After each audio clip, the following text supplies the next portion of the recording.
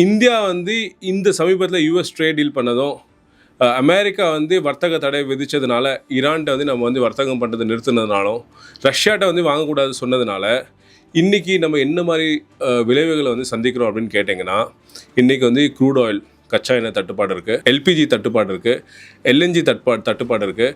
இன்றைக்கி வந்து வீட்டில் உபயோகப்படுத்துகிற நம்ம எல்பிஜி சிலிண்டர்ஸ் பார்த்திங்கன்னா ஆர்டர் போட்டால் வந்து எல்பிஜி வரமாட்டுது. நிறைய ஹோட்டல் இண்டஸ்ட்ரீஸ்க்கு வந்து பார்த்திங்கன்னா வந்து எல்பிஜி சப்ளை இல்லை. ஏன் அப்படின்னு கேட்டிங்கன்னா பொதுவாக க்ரூட் ஆயில் வந்து பார்த்திங்கன்னா இன்டர்நேஷ்னல் ஸ்டாண்டர்ட்ஸ் படி 90 நாளைக்கான க்ரூட் ஆயில் ரிசர்வ் சேமிப்பு வந்து நம்ம வந்து வச்சுருக்கணும். ஆனால் இந்தியாவில் வந்து அந்தளவுக்கு சேமிப்புக்கு வந்து கிடங்கும் இல்லை, சேமிப்பு வந்து நம்ம பண்ணுறதும் கிடையாது. நம்மள்ட்ட பார்த்திங்கன்னா 2 நாள் கூட வந்து நம்ம சேமிப்பு இல்லை.